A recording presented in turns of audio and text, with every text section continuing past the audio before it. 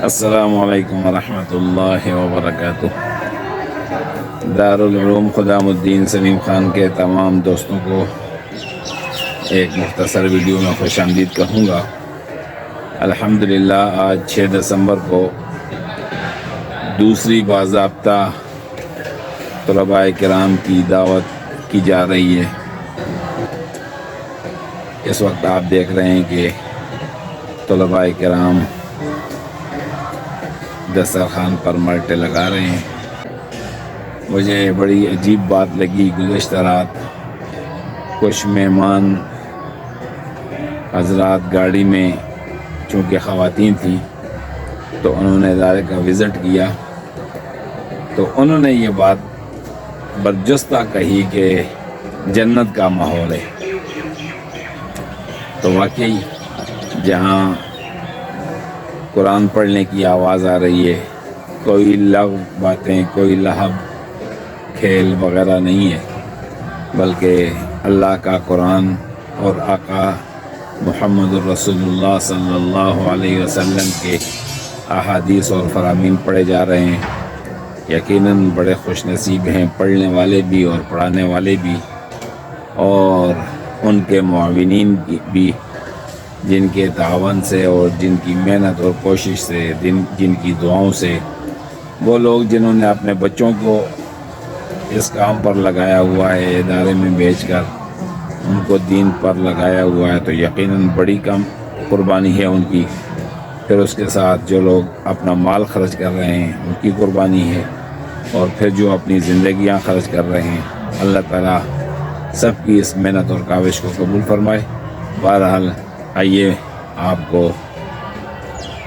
دسترخوان کی طرف لے کے جاتے ہیں، اور طلباء کرام آنے والے ہیں تو آپ کو ان کی زیارت کرواتے ہیں۔ جی ماشاء اللہ، طلباء کرام کی آمد کا سلسلہ شروع ہو چکا ہے۔ یقیناً یہ بڑے خوش نصیب لوگ ہیں جو دین کے لیے منتخب ہیں، بلکہ ان کے والدین بھی بڑے خوش نصیب ہیں کہ اللہ کا دین سیکھنا، سکھانا، اس کو پھیلانا، میں سمجھتا ہوں کہ دنیا میں اگر کوئی عظیم کام ہے تو یقیناً یہی۔ اسی لیے تو آقا دو جہاں صلی اللہ علیہ وسلم نے فرمایا تھا کہ طلباء کے قدموں کے نیچے نورانی فرشتے اپنے پر رکھتے ہیں، اپنے پر بچھاتے ہیں۔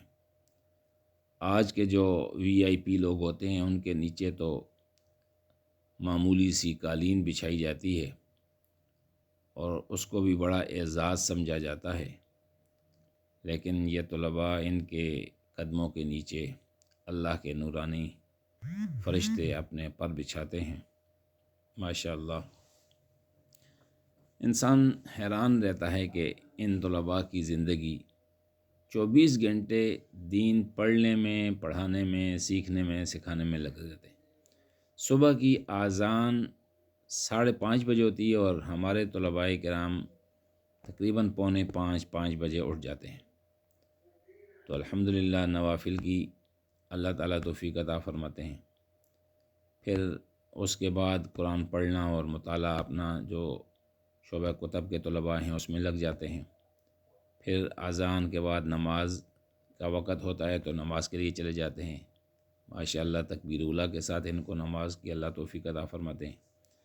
پھر اس کے بعد نماز کے بعد سورہ یاسین کی تلاوت ہوتی ہے اجتماعی طور پر۔ پھر اپنی اپنی کلاسوں میں طلباء چلے جاتے ہیں۔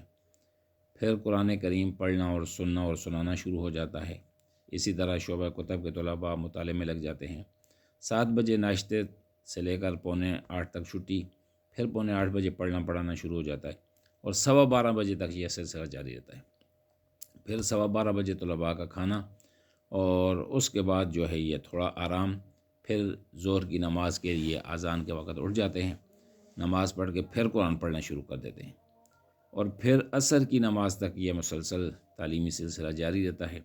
پھر عصر سے مغرب تک تھوڑی دیر چھٹی ہوتی ہے، طلباء کھیل کود کے لیے یا تھوڑا آرام کرتے ہیں، سستاتے ہیں۔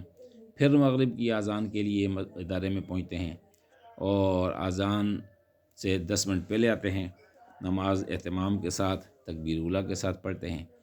تو پھر یہ عشاء تک اسی طرح یہ تعلیم کا سلسلہ پھر شروع ہو جاتا ہے۔ پھر عشاء تک یہ قرآن پڑھتے ہیں اور دین سیکھتے ہیں، اور پھر عشاء کے بعد بھی تقریباً یہ سلسلہ 10 بجے تک جاری رہتا ہے، چونکہ ہم عشاء کی نماز بھی 1.25 گھنٹہ باقی اوقات سے تاخیر سے پڑھتے ہیں، یعنی 7 بجے اگر عشاء کی نماز ہوتی ہے تو ادارے میں 8:15 بجے ہوتی ہے۔ تو اس طرح یہ طلباء کرام لگے رہتے ہیں۔ پھر عشاء کی نماز کے بعد جو سکول کا کام ہوتا ہے، چونکہ 9ویں تک سکول ہے تو وہ کام کرتے ہیں، پھر آرام کرتے ہیں اور تقریباً 10 بجے طلباء سو جاتے ہیں۔ آج کے اس دور میں اس طرح کے 24 گھنٹے گزارنا میں تو سمجھتا ہوں یقیناً اعزاز کی بات ہے۔ اللہ رب العزت قبول فرمائے اور ان کو ہر قسم کے شر سے، فتنے سے محفوظ، ان کی حفاظت فرمائے۔